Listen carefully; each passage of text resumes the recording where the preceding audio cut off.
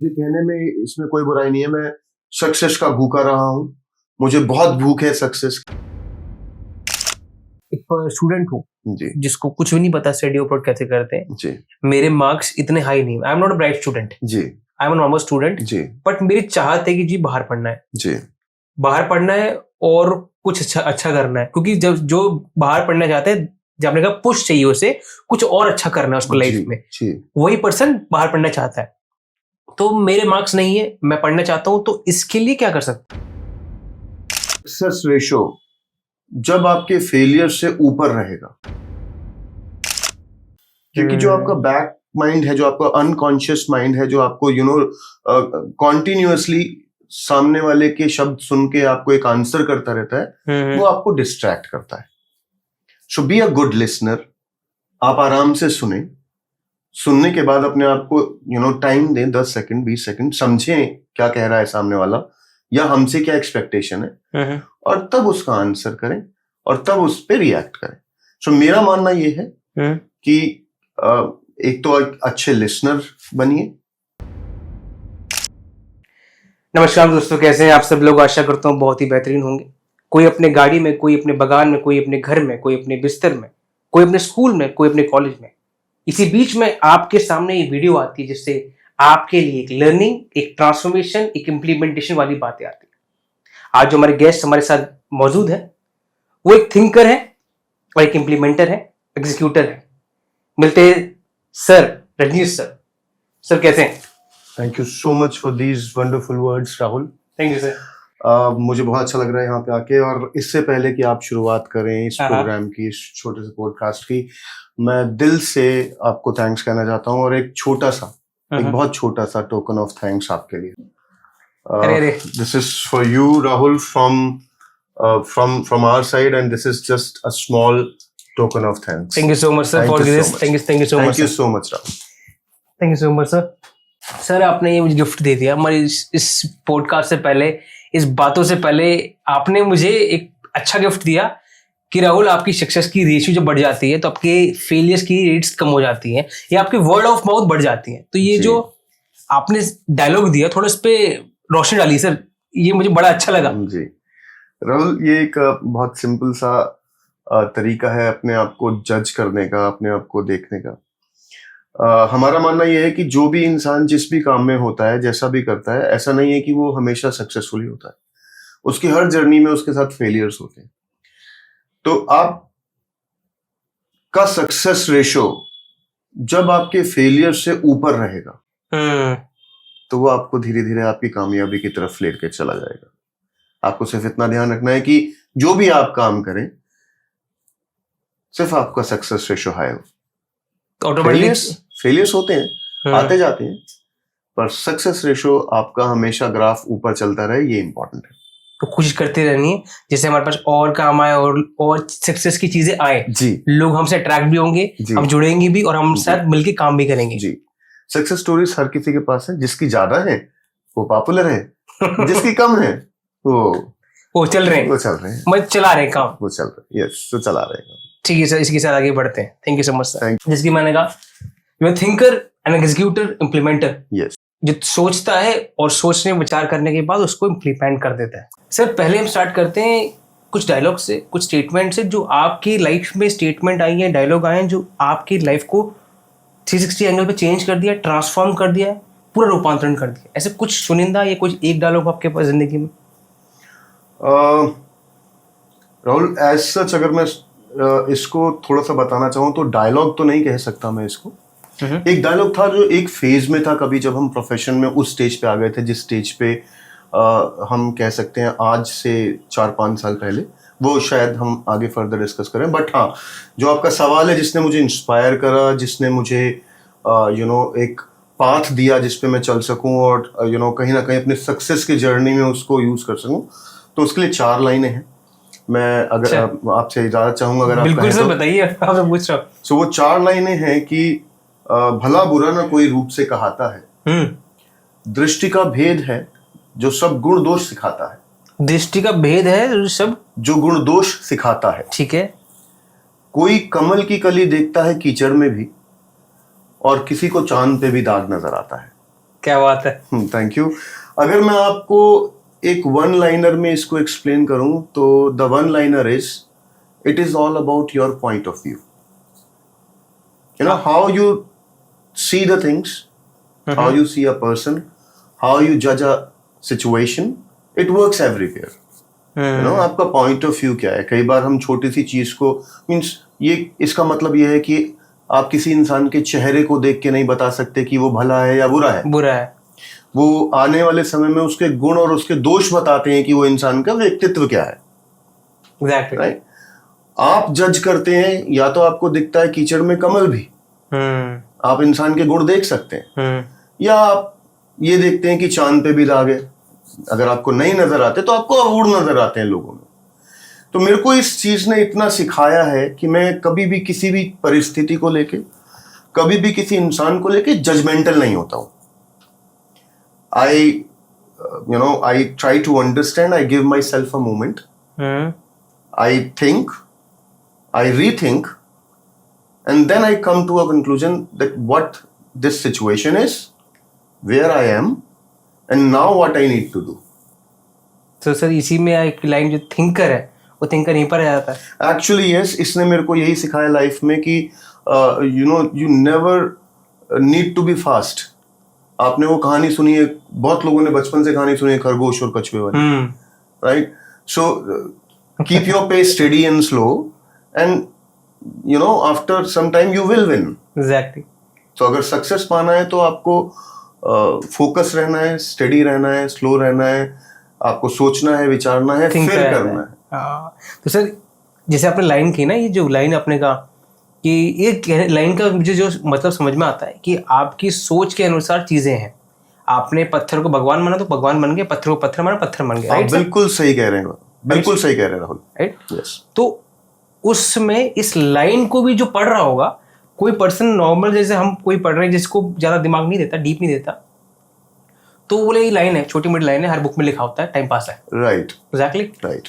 और जो डीप पढ़ रहा होगा उसी को वो लाइन बड़ी डीप लगेगी, जिससे आपकी लाइफ ट्रांसफॉर्म ही होगी। राइट। एक लाइन भर से actually, but just due to some statement. if you don't mind, I wanted to add something बिल्कुल sir. in your this statement. Actually, yes, it happens. आजकल के यंग स्टूडेंट्स हों, आजकल जो यंग आई शुड से new employees हों, जो generation है आने वाली, या जो इस वक्त जनरेशन चल रही है, वो किसी भी स्टेटस, किसी भी फील्ड, किसी भी प्रोफेशन में हो, उनके साथ एक छोटा सा, मेरे को लगता है उन लोगों को ये चीज सोचनी चाहिए that they react according to the words. Means जो हम बात कर रहे हैं वो हमारे शब्दों को तो सुन रहे हैं, और उन शब्दों का अर्थ निकाल के वो एक मतलब या कंक्लूजन पे आते हैं। वेयर एज उनके लिए ये समझना मुश्किल है कि एक्चुअली हम कहना क्या चाहते हैं। So they understand the meaning of word but they miss the sense of the sentence. Means logically they understanding dictionary समझ रहे हैं जी, बट उसके डीप नहीं जो मतलब है एक्चुअली इंसान क्या कहना चाहता है। ये जो आजकल के स्टूडेंट्स हैं उनके लिए बहुत जरूरी है ये चीज को समझना, क्योंकि वो कभी भी किसी कोर्स के लिए जाना चाहते हैं, कभी किसी कहीं किसी कॉलेज में जाना चाहते हैं एडमिशन के लिए, या न्यू आई शुड से रजिस्ट्रेशन के लिए, तो वहाँ उनको टाइम टू टाइम फेस करना पड़ता है काउंसलर्स को, या उनके फैकल्टीज को। सो काउंसलर अपने तरीके से समझाते हैं, जो फैकल्टीज हैं वो अपने तरीके से समझाते हैं, और उनको कहाँ से क्या लेना है ये उनके ऊपर है। एक्चुअली सर आपने बताया कि वो ऊपरी स्तर पे ही बात करते हैं, bro I love you, bro ये, मतलब अब वो कॉमन सी बात हो गई है कि हर ये डायलॉग सब पे मारते हैं डायलॉग कि bro I love you, bro ये चीज़ होती है, मतलब बहुत कॉमन हो गया। उसका अर्थात मतलब नहीं है एक्चुअली कि यार सही में यार तुमसे प्यार करता हूँ, वो बोला मेरे कनेक्शन इमोशन आप सेंस नहीं समझ, सेंस नहीं है। तो वो एक ना एक क्या बोलते हैं उसको, सेंसिटिविटी चली गई उसकी, राइट। तो वो उसका सेंस नहीं है, तो वो आजकल लोगों में है। तो सर इसी से क्वेश्चन है मेरा जी, आजकल लोगों में है, हम यंग जनरेशन ये लेके आ रही है, तो क्या तरीका है कि इसको हम चेंज कर सकें? कैसे हम डीप घुसे, डीप समझें, डीप जाने, और उस सेंस को, उस इमोशन को ला पाए किसी भी बात में? देखिए इसके लिए सबसे पहले मैं जितने भी जो इस पॉडकास्ट के थ्रू देख रहे हैं, सुन रहे हैं हमें, मैं उनसे एक रिक्वेस्ट करना चाहता हूँ कि बहुत मुश्किल होता है एक उस मोमेंट में प्रेजेंट होना जिस मोमेंट में आप हैं। सो आपको उस मोमेंट में प्रेजेंट होना होता है। दूसरा, try to be a good listener. जब तक आप एक अच्छे लिसनर नहीं हैं राहुल, तब तक आप चीजों को समझने में असमर्थ हैं। क्योंकि जो आपका बैक माइंड है, जो आपका अनकॉन्शियस माइंड है, जो आपको कॉन्टिन्यूअसली सामने वाले के शब्द सुन के आपको एक आंसर करता रहता है, वो आपको डिस्ट्रैक्ट करता है। सो बी अ गुड लिसनर। आप आराम से सुने, सुनने के बाद अपने आप को टाइम दें, 10 सेकंड 20 सेकंड, समझें क्या कह रहा है सामने वाला या हमसे क्या एक्सपेक्टेशन है, और तब उसका आंसर करें और तब उस पर रिएक्ट करें। सो मेरा मानना ये है कि एक तो अच्छे लिसनर बनिए। करेक्ट सवाल निकलता है अगर डीप जाने के लिए, दिस इज फॉर्मूला। अच्छे लिसनर बनिए जी। सेकंड सर, आप मैं I am just listing bold points. You are right, yes, I am just taking your point sir, they will tell me more. एक तो आप अच्छा लिसनर बनिए सर, सेकंड, दूसरा प्रेजेंट रहिए उस मोमेंट में। अगर आप ये देख रहे हैं कि इस वक्त 3:30 बज गए, मुझे 3:35 पे अपनी मम्मा को कॉल करना है, आप वहां पर नहीं है।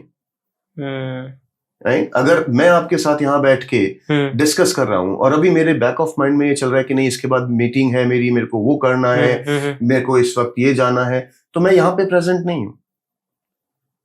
और अगर मैं यहाँ पे प्रेजेंट नहीं हूं तो मैं आपकी बात को समझने में असमर्थ हूं।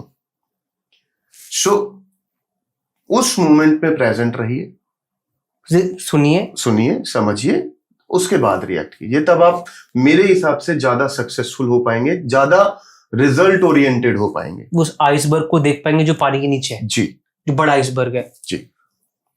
तो इसी चीजों से जो मैंने पूछा कि हम कैसे कर सकते हैं ये लाइनिंग और ये वर्ड्स और ये समझदारी के हम थोड़ा सा रुकें, सुने, समझें, फिर जाएं, मतलब ठहरिए, रुकिए जी, फिर जाइए। ये जो वर्ड आपने बताया, आजकल अगर मैं पूछूं सर क्यों है ऐसा, क्यों यंग जनरेशन ऐसे भाग रहा है, कोई पॉइंट पर आपको कोई कोई बुलेट पॉइंट हो, कोई चीज हो आपके अनुसार ऐसा क्यों है? क्यों यंग जनरेशन, पहले लोग इतना समझते थे आज नहीं समझ रहे, क्या बदलाव आया बीच में, क्या गैप है? मुझे लगता है राहुल, इसमें जो गैप है वो सेंस ऑफ कंपटीशन का है। आजकल अगर हम जर्नल बात करते हैं तो हर सेकंड फैमिली से कोई ना कोई बच्चा या कोई ना कोई नोन रिलेटिव बाहर गया हुआ है, अब्रॉड गया हुआ है, चाहे वो किसी भी स्टेटस के लिए गया हो, लेकिन आजकल एक ही कॉमन फैक्टर है। और उस वजह से मेरे को लगता है हमारे बीच में एक सेंस ऑफ कंपटीशन आ गया है, क्योंकि हम वहां की बातें सुनते हैं, वहां की लाइफ फास्ट है, हमारी लाइफ स्लो है, हम लोग थोड़ा पीस में रहने वाले थे लेकिन अब हम भी उसी पेस में आ गए हैं, राइट? सो हम कंपेयर जब करते हैं तो वो जो गैप क्रिएट होता है उसको कवर करने के लिए आजकल के बच्चे, आजकल के स्टूडेंट्स, मैं ऐसा नहीं कहता कि वो ठीक नहीं है, वो अपने हिसाब से बिल्कुल ठीक है, जिस तरीके से वो सोच रहे हैं, समझ रहे हैं आज के जनरेशन के हिसाब से वो ठीक। लेकिन जो एक ट्रेंड बनता जा रहा है हमारे आजकल के समय में कि आपको to the doorstep facilities मिलना शुरू हो गई हैं, instant gratification, yes, instant result चाहिए। तो वो जो इंस्टेंट रिजल्ट वाली ख्वाहिश है लोगों में, वो आपको रिस्ट्रिक्ट करती है आपके खुद की रिसर्च से, आपकी खुद की चीजों को समझने से। चैट जीपीटी आ गया जी, एआई आ गया है, आपने उसमें एक लाइन डाली, एआई ने आपको पूरा ऐसे बना के दे दिया, राइट? सो वो जो चीजें हैं वो उनकी खुद की रिसर्च नहीं है। और जब आप खुद नहीं समझेंगे चीजों को, जब आप खुद रिसर्च नहीं करेंगे चीजों को, तो वहां आपके पास ज्ञान की कमी है। एआई तो पूरा ज्ञान बांट रहा है आपके एक एक लाइन को लेके, लेकिन आप दूसरे के ज्ञान को इस्तेमाल कर रहे हैं, आपका ज्ञान नहीं है, दिमाग चला नहीं रहे, आप दिमाग नहीं चला रहे। और जब दिमाग नहीं चला रहे तो ये सब चीजें उड़ रही हैं ऊपर से। वो फिर मोमेंट्री आपके साथ है, आपको उस मोमेंट्री में लगा ये ठीक है तो वो आपके लिए ठीक है। अगर उस मोमेंट पे आपको लगा ये ठीक नहीं है तो आपको लगा वो ठीक नहीं है। सर अभी बात मैच करती है आपकी, अब हम इसको रोक सकते हैं। इंस्टेंट ग्रेटिफिकेशन आपने जो बताया, जो इंस्टेंट सब चाहिए, वो एक वजह है जो कि हमें दिमाग को डाउन करके चलो जी काम जल्दी खत्म करो, वो वाला एटीट्यूड रखने का जी। इस पे इस पे आपने बताया लिसनिंग एंड रुकिए, ठहरिए, समझिए, जानिए, फिर रिएक्ट कीजिए, पूछिए जी। और इसको अंदर लेके जाइए। तो ये इसका तोड़ है। एक्चुअली यस, आप बिल्कुल ठीक कह रहे हैं, ये इसका तोड़ है। जब आप ये करना शुरू कर देंगे, आप अपने आप को तो इम्प्रूव कर ही रहे हैं, प्लस आप एक बहुत स्ट्रॉन्ग कॉन्क्रीट प्लेटफॉर्म क्रिएट कर रहे हैं अपने फ्यूचर के लिए। Great sir. तो इसी के साथ आगे चलेंगे। मेंटल स्पेस के बारे में बहुत सारी बातें जो हमें करनी है, समझनी है, और लोग जो नए जनरेशन है, यंग जनरेशन है, जो कि घूमी हुई है, उसको बहुत जरूरत है। एक्सपेक्ट फ्रॉम स्कूल सिलेबस, जी ये बहुत जरूरी है, आई बिलीव। आप समझते सर ये? जी बिल्कुल बिल्कुल, क्योंकि आफ्टर स्कूल, आफ्टर कॉलेज आपकी जिंदगी में यही काम आता है एक्चुअली। सर इसके बारे में बात करेंगे। अब थोड़ा सा रिवाइंड करते हैं दोबारा से। जी। सर आपकी लाइफ कैसे रही, आपकी स्टार्टिंग कैसे रही, आपके फिर चेंजेस कैसे रहे, आपने कुछ स्टार्ट किया, not we go to profession, आपकी लाइफ कैसी रही, और आपने इस लाइफ में शुरुआती दौर के बीच में बड़े होते होते आपने क्या क्या चुनिंदा चीजें सीखी जिसको लाइफ में उतार के आप अच्छा महसूस कर रहे हो? फेलियर्स हो गया आपकी, लर्निंग हो गया आपकी। मैं समझ सकता हूँ। देखिए, मैं चलिए आपके साथ एक चीज शेयर करता हूँ अपनी पर्सनल लाइफ से। कुछ लोग होते हैं जो ये कहते हैं कि जब माँ बाप की छाया आपके ऊपर होती है तो आप बहुत किस्मत वाले होते हैं, बहुत धनी होते हैं। और उनका साइड में ये भी कहना होता है कि अगर माँ बाप आपके साथ नहीं है, या परवरिश में आपके उनका साथ नहीं है, तो आप समय के साथ डिस्ट्रैक्ट होते हैं। सो मेरी लाइफ में इस चीज की कमी रही शुरू से। मैं बहुत ही छोटा था, यंग था। I was just 7 when my mother passed away. Just after a few years, I should say, I was 12 or 13 when my father passed away. So उस स्टेज पे, उस फेज में मेरे लिए बहुत मुश्किल था अपनी एजुकेशन को और अपने फैमिली एंड को उन दोनों के साथ कोऑपरेट करके चलना, या उन दोनों को कोप अप करके अपनी लाइफ में ले जाना। सो एजुकेशन मैंने अपनी धीरे धीरे कर करके इसी तरीके से पूरी करी। मेरे को मदद मिली। मेरे we are 3 siblings. One, the eldest is my sister, then my brother, and then me. So my sister lives in Canada. She is a citizen of Canada. Okay. Now she started her journey in US. Now after that she shifted to Canada. But मेरे parents ने कुछ savings थी जो जमा कर रखी थी, जिनकी वजह से मुझे बहुत हेल्प मिली, जिसकी वजह से इंटरेस्ट से मैंने अपनी एजुकेशन पूरी करी, स्ट्रगल किया। सर एक मैं आपको इस स्टोरी रोकना चाहूंगा, एक क्वेश्चन पूछना चाहूंगा जी। आपने अपनी लाइन बताई, मेरे फादर नहीं थे, मेरी मदर नहीं थी। फादर मदर ना होने के बाद, कोई पुश ना होने के बाद, कुछ समझ ना होने के बाद आपने अपनी पढ़ाई पूरी की, पढ़ाई समझी और उसको खींचते ले गए। कैसे कैसे आपके मन में आया कि मुझे पढ़ना भी है, कुछ करना है लाइफ में? ये कहाँ से आया? ये बहुत बहुत इंपॉर्टेंट क्वेश्चन है राहुल, और मैं ये चाहूंगा कि लोग इस चीज को समझें। इस चीज को मैं चाहूंगा पेरेंट्स भी समझें जो इस चीज को देख रहे हैं। इस चीज को चाहूंगा मैं, जो यंग स्टूडेंट्स हैं, जो इस वक्त जिनको हम टीनेजर्स कहते हैं, या जो टीनेज से अभी निकले, उसको भी समझें, या जो टीनेज में आने वाले हैं उनके लिए बहुत इंपॉर्टेंट है। बिकॉज ये फेज उस वक्त मेरी लाइफ में चल रहा था। किसी भी इंसान को पूरी उसके लाइफ सर्कल में जो सबसे ज्यादा इन्फ्लुएंस करता है वो उनका फ्रेंड सर्कल करता है, वो उनकी सराउंडिंग्स करता है। Great sir. उनके पेरेंट्स की इन्फ्लुएंसिंग इतनी नहीं होती। रीजन, फादर जॉब पे चले जाते हैं, अगर मदर वर्किंग है तो वो जॉब पे जाएगी, अदरवाइज वो हाउसवाइफ है। एक बच्चा अपने सबसे ज्यादा टाइम या तो अपने स्कूल, कॉलेज या दोस्तों में बिताता है। सो जो लाइफ के सबसे बड़े इन्फ्लुएंसर हैं किसी भी इंसान के, वो उसके फ्रेंड्स हैं, उनके फ्रेंड्स की फैमिली है। And I was blessed, in fact I should से I am still very blessed कि मेरे को भगवान ने मेरे बहुत अच्छे दोस्त और बहुत अच्छी फैमिलीज दी। हमारे जहां मैं रहता हूं, जहां मेरा घर है, उसके पास ही हिंडन एयरबेस है। अच्छा। और एयरबेस होने की वजह से मेरा मैक्सिमम मेरा जो मेरी जो आई शुड से जो टीन एज है, जो मेरा ग्रोन अप एज होती है, वो एयरफोर्स कैंपस में बीती है। सो एयरफोर्स कैंपस में होने की वजह से मेरा सारा फ्रेंड सर्कल एक हाईली एजुकेटेड फैमिली से बिलोंग करता था। उनके उनकी वजह से मुझे कहना चाहिए, उनके पेरेंट्स की वजह से मुझे कहना चाहिए, और आप ये भी कह सकते हैं कि मैंने देखा कि वो लोग हर इंसान पढ़ रहा है, लिख रहा है, वैल्यू कर रहा है, और बार बार उनको ये सीख मिलती है, लेसन मिलता है कि जितना आप पढ़ोगे, जितना आप एजुकेशन में रहोगे, उतना आप सक्सेसफुल होगे। एक्चुअली वहां से मुझे पता चला कि किस स्ट्रीम से क्या क्या बेनिफिट्स होते हैं, एक सब्जेक्ट्स को लेके क्या क्या एरिया ऑफ वर्किंग खुलते हैं। सो आई अडॉप्ट दैट, और उसको मैंने वहां से अपनी लाइफ में ले लिया। ओके। और उसको अपनी लाइफ में लेने के बाद मैंने अपने आप को उस पाथवे पे चलना स्टार्ट कर दिया मैंने, जहां पे मुझे एटलीस्ट वो सक्सेस मिले जो मैं चाहता हूं। मैं शुरू से बहुत अब मुझे कहने में इसमें कोई बुराई नहीं है, मैं सक्सेस का भूखा रहा हूं, मुझे बहुत भूख है सक्सेस की। क्या बात है। और सक्सेस का मतलब ये नहीं है कि मेरे को पैसा कमाना है। सक्सेस का मतलब ये होता है जब आपके पास नेम, फेम और सक्सेस तीनों चीजें, या जिसको आप वेल्थ कहते हैं। वेल्थ कहते हैं। So name, fame and wealth जब मेरे पास होगी, then I will consider my self I am successful. Sir आपका ये फॉर्मूला, आपका सक्सेस, आपका ये डेफिनेशन है। That's what I want to ask from later in this video. आपने पहले ही मुझे ये साथ बता दिया, द जर्नी। तो यू सेड कि उस टाइम पे जो मेरी इन्फ्लुएंसिंग रही, मेरे पेयर थे, मेरे दोस्त थे, मेरे जो रिलेटिव, मतलब जो आसपास मेरे थे, जो मुझे हर टाइम 24 घंटे मिल रहे हैं, Right. वो थे। उनके इन्फ्लुएंस से मेरी लाइफ में तब्दीली आई, मैंने कुछ करने की सोची। I want to do in my life, that's what you do.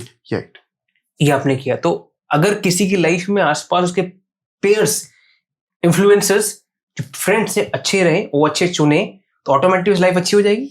Actually yes, ये टीनेज का या तो सबसे बड़ा एडवांटेज ये है, या टीनेज का सबसे बड़ा ड्रॉबैक ये है। ओके। क्योंकि टीनेज में आप एक उस लाइफ के उस फेज में होते हैं जहां पे आपको बहुत सारी चीजें अट्रैक्ट करती हैं।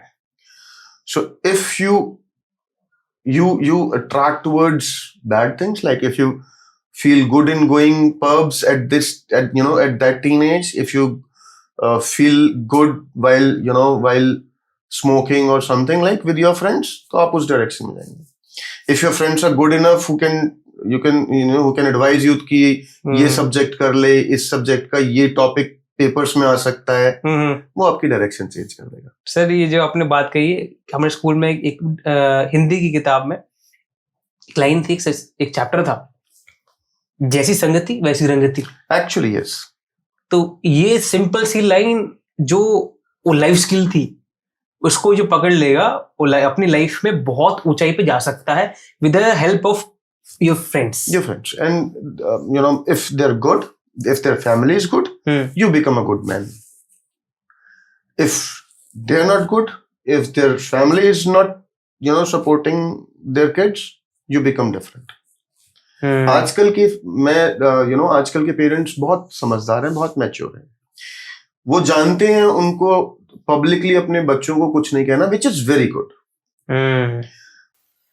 इसी के साथ, इस पेयर वाली चीजों के साथ मैं से पूछना चाहूंगा, किसी की फैमिली रूढ़िवादी है या अनलर्न है या एजुकेटेड नहीं है उतनी बच्चे के हिसाब से जी, लाइक मूवी थी 3 इडियट्स, उसके अंदर के पैशन फॉलो करो, but the Farhan father don't want कि बच्चा फोटोग्राफी में जाए। राइट।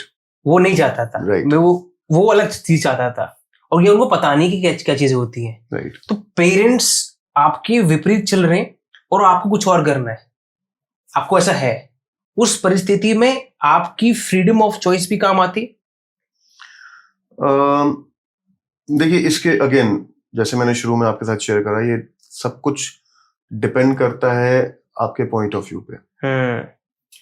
आप किस नजरिए से इस चीज को लेते हैं, आप किस नजरिए से इस चीज को समझ पाते हैं कि क्या आपके पेरेंट्स ठीक हैं या आप ठीक हो। आपने उसी फिल्म में मैं एक आपको एपिसोड दोबारा याद दिलाना चाहूंगा कि वहां पे भी आपने देखा होगा, उसके फ्रेंड्स ने उसे इंस्पायर करा। He went back to his father, convinced him, he convinced, और उसको उसी के फादर ने फोटोग्राफी के लिए एग्री भी करा। पहले बोल रहे थे अब्बा नहीं मानेंगे, राइट, अब्बा बाद में मान गए, अब्बा बाद में मान गए। तो ये अगर आपका पॉइंट ऑफ व्यू जस्टिफाई कर सकता है आपके डिसीजन को, और आप उसको जस्टिफाई कर सकते हैं अपने पेरेंट्स के सामने, देखिए, there are only two things, either you convince, either you be convinced, convinced, right? यही दो चीजें हैं, या तो आप कन्विंस कर लो या फिर कन्विंस हो जाओ।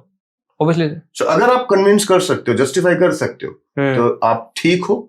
सबसे बड़ी चीज इसमें ये कहूंगा आपको राहुल, मैं उन लोगों को बहुत वैल्यू देता हूं, मैं उनकी बहुत रिस्पेक्ट करता हूं जो रिस्पॉन्सिबिलिटी लेना जानते हैं, जो ये कहते हैं कि दिस इज माय रिजल्ट।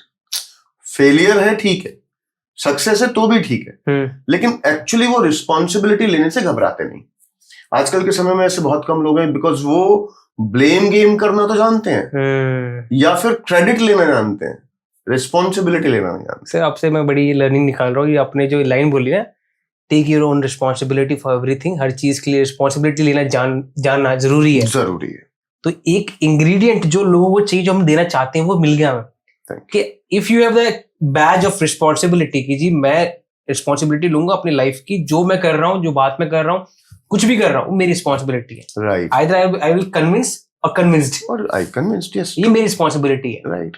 तो कुछ भी कर सकता है। एक्चुअली राहुल जी ये कहना चाहता था कि अगर आज के जमाने में, आज के टाइम में कोई भी इंसान, जितने ज्यादा, मतलब मैं ये कहूंगा कि अगर हर इंसान इस चीज को समझ ले कि वो अपने हर एक्शन के लिए रिस्पॉन्सिबल है और वो उसकी रिस्पॉन्सिबिलिटी लेना शुरू कर दे, चाहे वो उसके फेलियर्स हो चाहे वो सक्सेस हो, अगर वो रिस्पॉन्सिबिलिटी लेना शुरू कर दे, तो आई गारंटी जितने भी आप सुसाइडल केस सुनते हैं, जितने भी आप अटेम्प्ट सुनते हैं, सुसाइड अटेम्प्ट सुनते हैं, ये खत्म हो जाएंगे।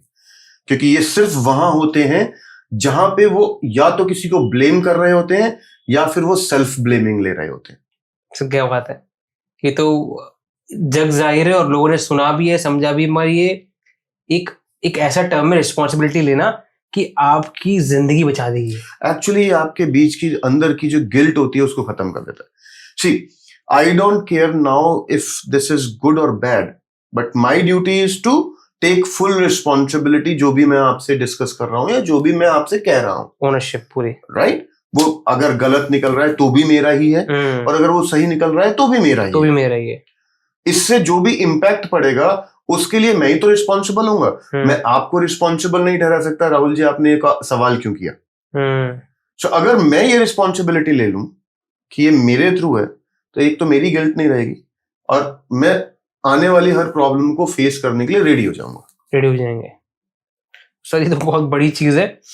रिस्पॉन्सिबिलिटी हमने ले ली, हमने समझ ली, उस गलती को टैकल कर, चाहे हमने बड़ी से बड़ी गलती कर दी हो, बड़े से बड़ा फेलियर हो गया, तो इफ यू टेक ओनरशिप, यार मैंने किया है, ये मेरी है, तो मैं उसको टैकल कर सकता हूँ। Right sir? Right, done sir. तो सर, इसी जर्नी के साथ, इसी बातों के साथ हम थोड़ा आगे बढ़ते हैं। आपने बताया कि मैं बड़ा हुआ, मैंने चीजें सीख ली और मैं भूखा था सक्सेस का, तो फिर आगे कैसी बड़ी सी जर्नी आपकी? Alright, it was 2002 when I started my first venture, and it was very small setup, a small institution for English speaking course. Okay. So अगर हम 2000 की बात करें, आपको अगर थोड़ा सा याद हो, 2000 का एक ऐसा ऑरा था, एक ऐसा उस वक्त हवा में थी चीजें कि इंग्लिश बहुत इंपॉर्टेंट हो गई थी। हर किसी बच्चे को या हर किसी यंग प्रोफेशनल को इंग्लिश आना बहुत जरूरी था, और तब ये माना जाने लगा था इंडिया में कि जिसको इंग्लिश बोलनी आती है वो सक्सेसफुल है। सर, मुझे लगता है ये आपने जो बताया, शायद आज भी ऐसा है या आज कम में, पहले ज्यादा था? पहले बहुत ज्यादा था, क्योंकि अब तो जो एजुकेशनल इंस्टीट्यूशंस हैं, स्कूल्स हैं, वो लोग बचपन से, मतलब छोटी क्लासेस से इस चीज का ध्यान रखते हैं कि उनकी spoken abilities, being second language of this globe, वो इम्प्रूव्ड हो। बट 2000 में हम बात कर रहे हैं, आज से 24 साल पहले, राइट? तब इंग्लिश बहुत कम थी, बच्चों को बहुत कम आती थी। हमारे इंडिया में एजुकेशन सिस्टम में उस वक्त इंग्लिश को लेके केवल ऐसे ट्रीट किया जाता था कि ये एक सब्जेक्ट है, इसके 2 पार्ट्स हैं, एक ग्रामर है और एक लिटरेचर है, और इसको हमने पढ़ना है और टेस्ट पास करना है। तो उस जमाने में जब ये आया तो हमने एक पहल करी, क्योंकि मुझे चाहिए था कि मैं हमेशा एक कदम थोड़ा सा आगे रहूं। हमने पहल करी, एक इंस्टीट्यूट खोला ब्रिटिश के नाम से, स्पोकन इंग्लिश सिखाने का। स्पोकन इंग्लिश, जी। हमने उसको 2006 तक कैरी किया। 2006 में तक हमने ऑलमोस्ट हमारे एरिया के सभी लोगों को बहुत अच्छा प्रोफेशनल बना दिया था इंग्लिश सिखा के। अच्छा। इन दोस 5-6 years, बिकॉज मैं सक्सेस की तरफ ज्यादा ध्यान देता था, मुझे बहुत ऐसा लगता था कि what to do news to promote this thing, to promote this business and to get something new. So in this process I am sorry, मुझे बहुत सारी चीजें नई सीखने के लिए मिली। जो मेरे सराउंडिंग्स थे, लोग ऐसे एसोसिएट होते चले गए जो मेरे से बड़े प्रोफेशनल्स थे, मेरे से बड़े ब्रेन स्ट्रॉमर्स थे, जिनके पास बहुत सारी चीजें ऐसी थी जिनसे मैं बहुत कुछ सीख सकता था। मैंने बहुत कुछ उनसे सीखा एंड देन उसके बाद मेरा प्रोफाइल थोड़ा सा चेंज हुआ। I become a consultant, a business consultant after that. और मेरे को एक स्टार्ट मिला जहां पे मैंने प्रोजेक्ट्स को हैंडल करना शुरू करा। ठीक है। उन लोगों के प्रोजेक्ट्स को हैंडल शुरू करना मैंने बेहतर समझा जो लोग एजुकेशन में हैं। क्योंकि मैं एजुकेशन में था, क्योंकि मैं एक मेरा इंस्टीट्यूशन था जहां मैं लोगों को एजुकेट करता था for their wellbeing, yes, for their betterment. So मैंने समझा कि एक इंडस्ट्री ऐसी है जहां पे आप अगर जो कमा रहे हो ना, तो आपका वर्थ है, बिकॉज आप समहाउ कनेक्टेड हो किसी और को इम्प्रूव करने में भी। आप सोशली भी हेल्प कर रहे हो, आप अपनी बीइंग ह्यूमन रिस्पॉन्सिबिलिटी भी पूरी कर रहे हो, भला भी कर रहे हो आप। हाँ। गाइड करके लोगों को उनको दे ही रहे हो आप, राइट? और उससे उनकी लाइफ ट्रांसफॉर्म हो रही है ऑटोमेटिकली, उनसे उसको बेनिफिट हो रहा है। So I started picking those projects जहां पे मेरे को ये महसूस हुआ कि ये लोग एक्चुअली एजुकेशन को प्रमोट करना चाहते हैं। ओके। और वो लोग ये चाहते हैं कि एक इंस्टीट्यूशन क्रिएट हो, बड़ा क्रिएट हो, और वहां पे बच्चे आके एक सही डायरेक्शन में ले जा सके हमको। उन लोगों ने हमसे हमारी एक्सपर्टीज ली, मैंने उनको बिजनेस कंसल्टेंसी दी। कुछ ऐसे इंस्टीट्यूशन रहे जिनको मैंने 1 नहीं 2 या 3 बार अपनी सर्विसेज दी।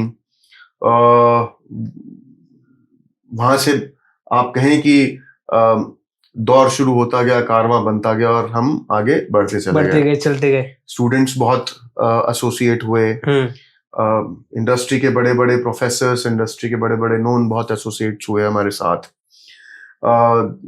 इसी को थोड़ा सा और आगे बढ़ाने की कोशिश में हम लोगों ने, मुझे कहना चाहिए इन 2015 to 16 हमको ये लगा कि अब हमारा बच्चा, इस समय का जो बच्चा है, वो एजुकेशन में तो ठीक आ गया है, बट इसको और कैसे हम पुश कर सकते हैं। इसमें रुकना चाहूंगा सर यहाँ पे।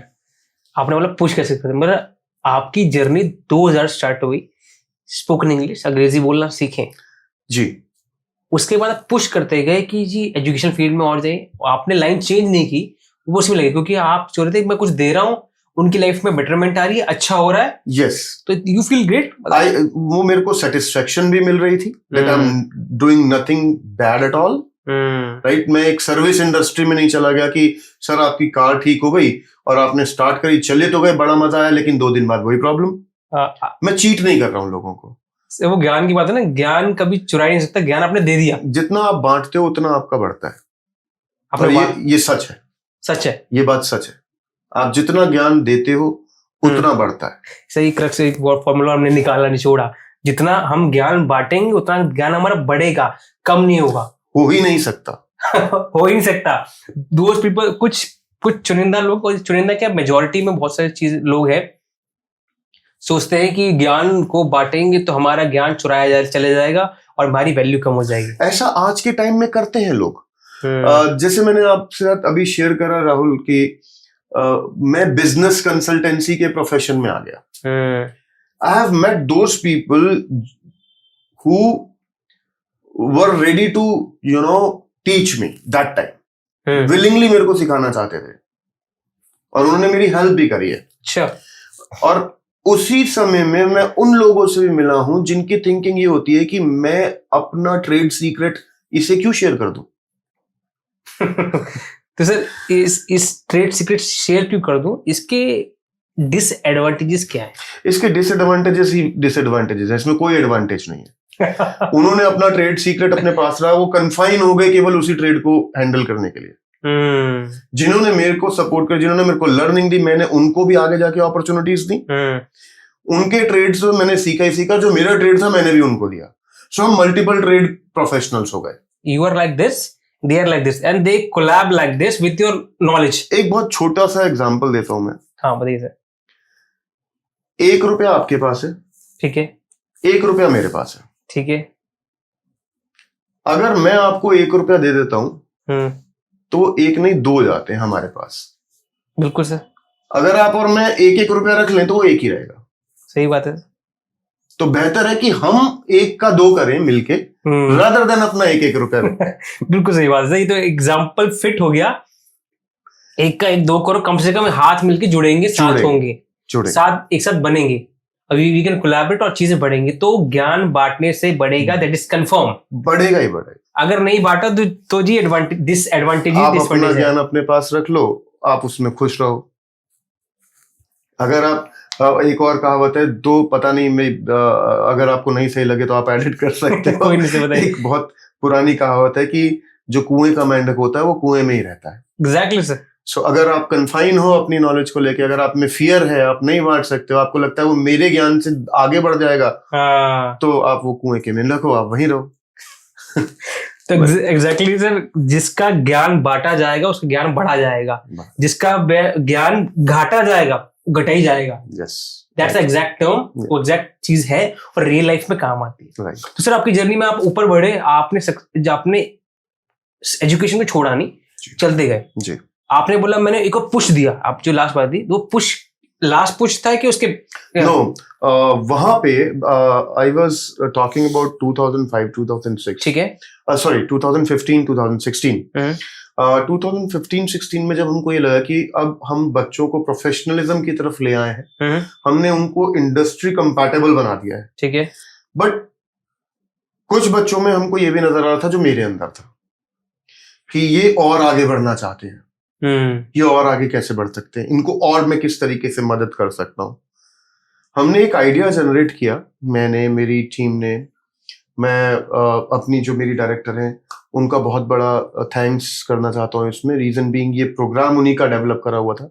अच्छा। और 2015 में उन्होंने एक प्रोग्राम डेवलप करा जिसको हमने नाम दिया educational industrial tour. Educational industrial tour, yes, ठीक है। और ये हमने स्टार्ट करा अपने फॉरेन शोर्स के कुछ टाइप्स के साथ।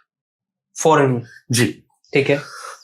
इसका पर्पस क्या था? इसका पर्पस ये था कि हम यहाँ से अपने इंडस्ट्री एक्सपर्ट जो स्टूडेंट्स हैं या जो भी इस वक्त इंडस्ट्री नोन प्रोफेशनल्स हैं, उनको फॉरेन शोर्स में उन्हीं की इंडस्ट्री में ले जाएं और उनको ये सिखा सकें कि बाहर क्या टेक्नोलॉजी है, बाहर क्या फर्क है और इंडिया में क्या फर्क है, और आप वहां से क्या सीख के इंडिया में लाके इंप्लीमेंट कर सकते हैं।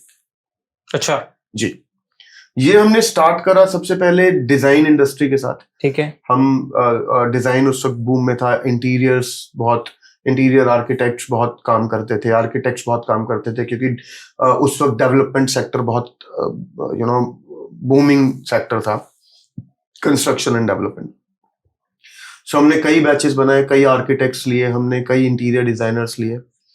हम उनके, Dubai is one of the known destination for design and architecture, so हमने वहां जाके टाई अप्स करे और फिर हम उनको लेके दुबई गए, वहां पे उनकी इंडस्ट्री विजिट्स कराई, वहां पे हम उनको कंस्ट्रक्शन कंपनीज में लेके गए, वहां पे उनको हमने इनफैक्ट कैप्सूल कोर्सेज भी करवाए जिनका डिप्लोमा भी हमने उनको दिलवाया यूनिवर्सिटीज से। अच्छा जी, ताकि उनको वो अपने ऑफिसेज में उस डिप्लोमा को शोकेस कर सकें कि they have learned from foreign shores. ये बहुत बड़ी बात होती है कि इंडियन स्टूडेंट के लिए कि वो बाहर जाके पढ़ के आया, और इतने इकोनॉमिकल एक्सपेंस में कि जो हर मिडिल क्लास फैमिली भी अफोर्ड कर सके। सर आपके कॉन्टैक्ट उस टाइम सब मैनेज हो गए थे, मतलब आपने सब कॉन्टैक्ट से नेटवर्क आपको बन गया था? नेटवर्क बाहर जी, ठीक है। और फिर उन्हीं के थ्रू हम लोगों ने इस प्रोग्राम को स्टार्ट करा। ये प्रोग्राम हमारा, मुझे कहना चाहिए, सक्सेसफुल रहा। अच्छा। जी, हमारे पास बहुत क्वेरीज आई। अ, इसके साथ ही हमारे टाई अप्स होने लगे कुछ ऐसे इंस्टीट्यूशन के साथ, क्योंकि हमेशा एजुकेशन मेरे को अट्रैक्ट करती है। हमेशा मुझे ये लगता है कि इससे कुछ मैं दे ही रहा हूँ। आपने बताया आप दे रहे हो कुछ। जी, सो एजुकेशनल इंस्टीट्यूशंस ने हमको अप्रोच करा। हम यूएसए तक गए अपने बच्चों को लेके। अच्छा। यूएस की यूनिवर्सिटीज के साथ हमारे पास कल्चरल एक्सचेंज प्रोग्राम्स के टाई अप हुए, और हम इंडिया के बच्चे वहां लेके गए। यूएस के बच्चे इंडिया में आए हमारे पास, जिनको हमने 15 डेज का पूरा पैकेज दिया, और वो उनका सक्सेसफुल हमने करा। देन ये एक अगेन हमारे प्रोफेशनल लाइफ में राहुल टर्निंग पॉइंट था, जब हमने ये देखा कि यूनिवर्सिटीज अप्रोच कर रही हैं, तो why not we approach to them for for those students जिनमें कैलिबर है, जिनकी फैमिली पूरी कैपेबल है करने के लिए, जो विलिंग है अपने आप को और प्रोफेशनल और इम्प्रूव करने के लिए बाहर जाके स्टडी अब्रॉड। यस, बाहर पढ़े, स्टडी अब्रॉड, सब बोर्ड लगे रहते हैं जी, जो इस पे बात कर रहे हैं सर। तो we gone in this particular field जिसमें यस, जिसमें आप स्टडी अब्रॉड की बात कर रहे हैं। जिसमें हम स्टडी अब्रॉड की बात कर रहे हैं। और मैं आपको एक बहुत स्ट्रॉन्ग वर्ड्स में ये कहना चाहता हूं कि अब हम फुली अपने इंडियन स्टूडेंट्स के लिए स्टडी अब्रॉड में हैं, और उनको हम एंड टू एंड सपोर्ट देते हैं। और केवल 1-2 कंट्रीज को हम सर्व नहीं करते, हम मोर देन 20 कंट्रीज को सर्व करते हैं। 20 कंट्रीज को करते हैं सर। जी, 20 से 22 कंट्रीज को मेरे को कहना चाहिए। और समवेयर अराउंड 6000 इंस्टीट्यूट्स हैं हमारे पास, कॉलेजेस, यूनिवर्सिटीज। 6000? जी, जिनमें हम इंडिया के स्टूडेंट्स को हेल्प करते हैं कि वो अपने प्रोफाइल के अकॉर्डिंगली एक सही प्रोग्राम चूज करके इकोनॉमिकल ग्राउंड्स के ऊपर बाहर जाके स्टडी कर सके। आपने एक लाइन की, सही बैकग्राउंड, इकोनॉमिकल, साथ में प्रोफाइल, अपने प्रोफाइल के अकॉर्डिंगली जो भी उनका प्रोफाइल है। सर इससे मेरे स्टडी अब्रॉड से बड़ा अच्छे क्वेश्चंस निकल रहे हैं, और मेरे को बड़ी नहीं एक लालसा हो रही पूछने की जी, कि स्टडी अब्रॉड, ठीक है सर, फर्स्ट ऑफ ऑल आपने इकोनॉमिकली कहा, राइट, सुनते लगता है बाहर जाना, बाहर पढ़ना, इकोनॉमिक कैसे सकता है, राइट, मैं कैसे जाके बाहर पढ़ पाऊंगा, मेरा तो पैर में पहले ही मर गया। मतलब एक जैसे नॉर्मल स्टूडेंट है, दो स्टूडेंट हैव नो, इतना अमाउंट नहीं, मिडिल क्लास है वो, राइट, इकोनॉमिक कैसे हो सकता है बाहर पढ़ना, मतलब यार मेरी बस की बात नहीं है। तो ऐसा आपने इकोनॉमिक को कैसे हम भेज सकते हैं लोगों को? ये बहुत ही मैं कहूँगा बहुत इंपॉर्टेंट क्वेश्चन है राहुल, क्योंकि मैक्सिमम पेरेंट्स का ये ही एक सवाल होता है, वो जानना चाहते हैं कि कैसे बाहर जाके पढ़ना इकोनॉमिक हो सकता है। एग्जैक्टली। तो यहाँ पे मैं सिर्फ आपको यही कहना चाहूंगा, हमारे पास कुछ ऐसे इंस्टीट्यूशन और कुछ ऐसी यूनिवर्सिटीज हैं जो जिनके पास स्कॉलरशिप देने के बहुत सारे तरीके हैं। कुछ कंट्रीज ऐसी हैं जो आपको सेल्फ स्कॉलरशिप देती हैं, कुछ पब्लिक स्कॉलरशिप देती हैं, कईयों के पास गवर्नमेंट फंड्स होते हैं जिनके थ्रू देते हैं।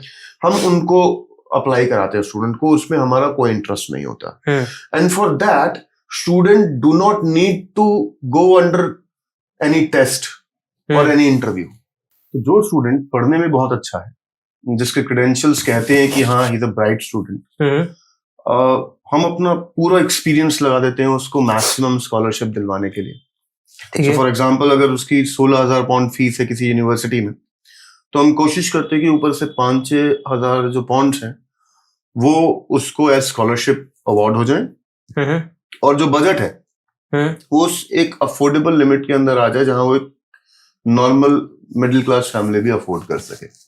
ठीक है। सेकेंड ऑप्शन, हमारे पास ऐसे इंस्टीट्यूशंस भी हैं जो ऑलरेडी बहुत सस्ते हैं, मतलब सस्ता मुझे ये वर्ड नहीं यूज करना चाहिए, बट जो बहुत एजुकेशन को वैल्यू देते हैं और उन्होंने ऑलरेडी फीसिस बहुत कम रखी हुई है, जिनको एक लोअर मिडिल क्लास भी अपॉइंट कर लेता है। उसकी पूरे एक साल की फीस ही $10,000 है। सो $10,000 का मतलब केवल 6 लाख रुपए। ओके। आप अगर इंजीनियरिंग का इंडिया में भी एक कोर्स करते हैं तो एक साल की फीस कम से कम 4 से 5 लाख रुपए जाती है, जहां आप फॉरेन शोर्स में जाके एजुकेट होके आ सकते हैं। जिसका बेनिफिट आपको इंडिया में not twice not thrice 10 times ज्यादा होगा। ओके। एक तरीका ये है। दूसरा, हम लोगों को या ऐसे ब्राइट स्टूडेंट को हेल्प करते हैं, क्योंकि हमारे पास कुछ ऐसे मुझे कहना चाहिए हमारे कनेक्शंस, हमारी सर्विसेज, हमारे एक्सपीरियंस हमको अलाउ करता है उन पब्लिक यूनिवर्सिटीज के प्रोसेस को भी थ्रू करने का, जो किसी के साथ एसोसिएट नहीं होती। ओके, तो सर 3 चीज में आती है इसमें आप मेरे से क्वेश्चन करें, यहाँ एक चीज मैं आप ऐड करना चाहता हूँ। पब्लिक यूनिवर्सिटीज वो यूनिवर्सिटीज कहलाती हैं बाहर की, जो हमारे यहाँ गवर्नमेंट यूनिवर्सिटी। आपकी पब्लिक नेटवर्किंग इतनी अच्छी है, आपकी जो शायद जो हम हिंदी लैंग्वेज में कहते हैं जान पहचान इतनी अच्छी है, जी आपकी बॉन्डिंग इतनी अच्छी है कि आप उस सिस्टम से भी गो थ्रू होके, जी, अगर स्टूडेंट अच्छा है, स्टूडेंट चाहत अच्छी है, वो करना चाहता है, you can we can somehow accommodate him great. और हर। और एक लीगल प्रोसेस होते हैं जो कि आप फॉलो कराते हो, और वो आप उसके हिसाब से जो स्कॉलरशिप दिलाते हो आप। स्कॉलरशिप्स हैं, कुछ फंडिंग्स होती हैं। हम अगर किसी के पास कोई जानकारी नहीं है, फॉर एग्जांपल कई लोग होते हैं जो सर्विस क्लास होते हैं, बट उनकी बैंक्स में इतनी अच्छी जान पहचान नहीं है, लोन की रिक्वायरमेंट होती है, उनको नहीं पता होता, तो हम उनको लोन में भी कई बार हेल्प कर देते हैं, डायरेक्ट कनेक्शंस उनको दे देते हैं, सो दैट उनको अगर लोन भी चाहिए। और एक राहुल जी, अगर कोई बच्चा बहुत पढ़ने में अच्छा है और वो कुछ अच्छा कर सकता है, और वो ये चीज कहता है कि जो वो लोन ले रहा है उसका वो वर्थ निकाल के देगा, तो हम पूरी कोशिश करते हैं कि उसको इन प्रोसेसेस में भी प्रॉब्लम ना हो। तो आप उसे पूरी help end to end help कराते हो? हम एंड टू एंड सपोर्ट देते हैं, और केवल इंडियन ग्राउंड्स में ही नहीं, इंडियन शोर्स में ही नहीं, मेरे पास आज ऐसे स्टूडेंट्स हैं जो जहां वो पढ़ने गए थे आज से 5 साल पहले, वो अब वहां के पीआर हो चुके हैं, वहां पे सेटल हो चुके हैं, but again they are still in touch with us, they are still call us on every occasion, every Diwali, every New Year, they, whenever they come to India, they especially came to us to see us.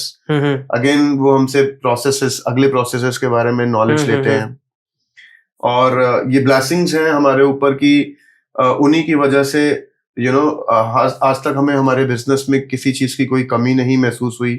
अच्छा। और जो हमारा एक बार हमारे पास जो आया वो हमारा हो गया, हम ऐसे सर्विसेज देते हैं। मतलब आपके पास आए तो आपके ही हो गए इस तरीके से।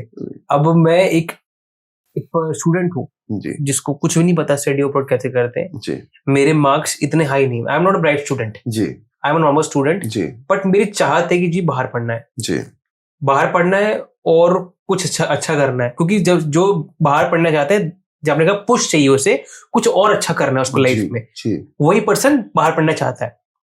तो मेरे मार्क्स नहीं है, मैं पढ़ना चाहता हूं, तो इसके लिए क्या कर सकते हैं? अच्छे नॉट बेकार, एक मीडियम एवरेज मेरे मार्क्स है, but I want to study abroad, तो ये कोई इसमें प्रावधान है, कुछ है ऐसा? जी, देखिए, हमारा इंडियन एजुकेशन सिस्टम और हमारा हम किसी भी ए ग्रेड इंग्लिश कंट्री की बात करें, उनका एजुकेशन सिस्टम में फर्क है। ठीक है।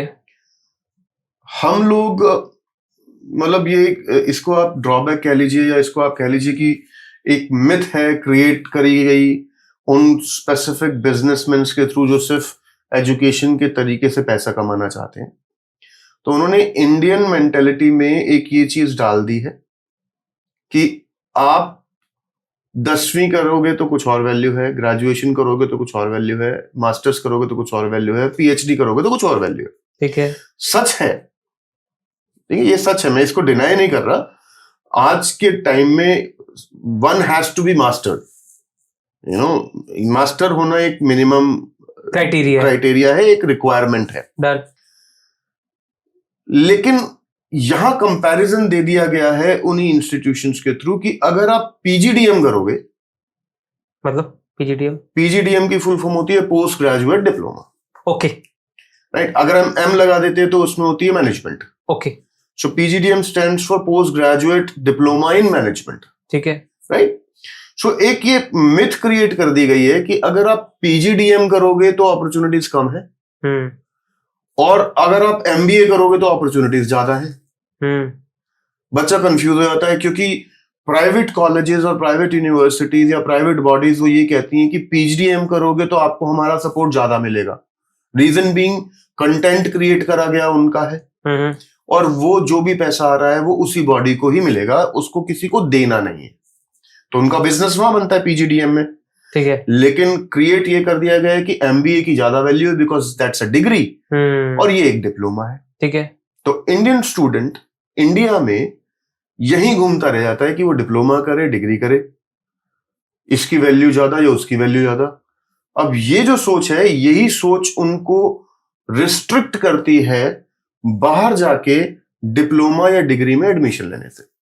अच्छा, वेयर एज क्या फर्क है हमारे इंडियन एजुकेशन और वहां के एजुकेशन में? वो ये है कि they do not see what piece of paper you have in your hand.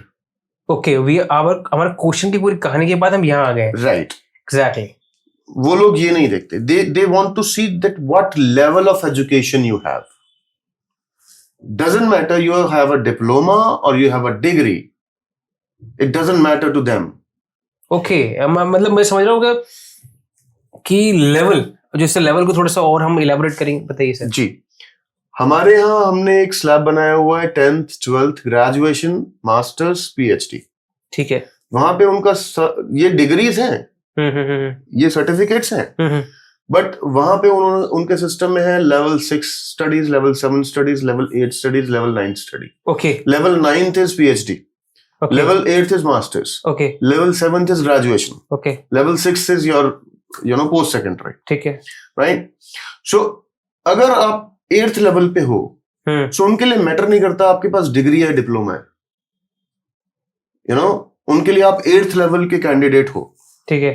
तो आपके पास डिप्लोमा हो चाहे डिग्री हो, आपको अगर आप वर्थ हो जॉब के, अगर आप राइट कैंडिडेट हो, तो that piece of paper don't work for you, your talent work for you, your education works for you.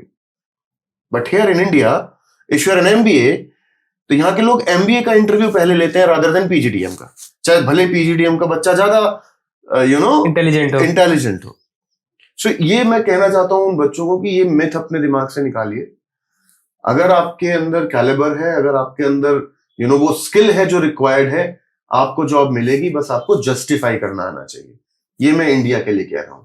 Foreign shores में तो आपको खुद ही फैसिलिटी देते हैं। अच्छा, मैं इसे ये जो अपने वर्दीनेस कही, टैलेंट का, वो लेवल नहीं देखते आपका डिप्लोमा है, डिग्री है, कि आपके किस कैलिबर में हो। वो लेवल देखते हैं, ये नहीं देखते कि डिप्लोमा है या डिग्री है। डिप्लोमा देखते हैं। तो वर्दीनेस में सर क्या चीज मेन आती है कि टैलेंट, जो आपने बात कही है, टैलेंट को मैं बोल्ड करते हैं, क्या क्या स्टूडेंट में होना चाहिए, कुछ स्किल, कोई बातें जो। देखिए यहाँ पे राहुल मैं बताना चाहता हूँ, there is a huge difference in between talent and skill. Exactly. Right. So talent is what इस पॉडकास्ट के थ्रू मैं आप सब लोगों को ये भी बताना चाहता हूँ, जो लोग इंटरेस्टेड हो इस चीज को जानने के लिए, और जिन लोगों को नहीं पता है, it is very important thing to know that what is the difference in between talent and skill. Exactly. So what is talent? Talent is that specific, I should say, skill which you do naturally. Talent is inborn, जो आपके साथ, आपके blood में, आपके पैदा होने के साथ आता है। जो भी चीज आप नेचुरली अच्छी करते हैं, that is your talent. Okay sir. But what is skill? Skill can be learned, can be borrowed and can be given. आप क्रिकेट खेलते हैं, हाँ, मेरे को नहीं आता, वो आपकी स्किल है, आपका टैलेंट है, जो भी है, लेकिन आप वो मेरे अंदर स्किल डेवलप कर सकते हैं मुझे सिखा के। सो playing cricket become my skill. Okay. Not talent, but become my skill. Right? So education और profession में ये आपको देखना चाहिए कि आप अपनी किन skills को improve कर रहे हैं, और वो skill आपको professionally किस तरह help करेगी। अगर आप born talented हैं, तो आप अच्छे हैं ही, लेकिन engineering की क्लास में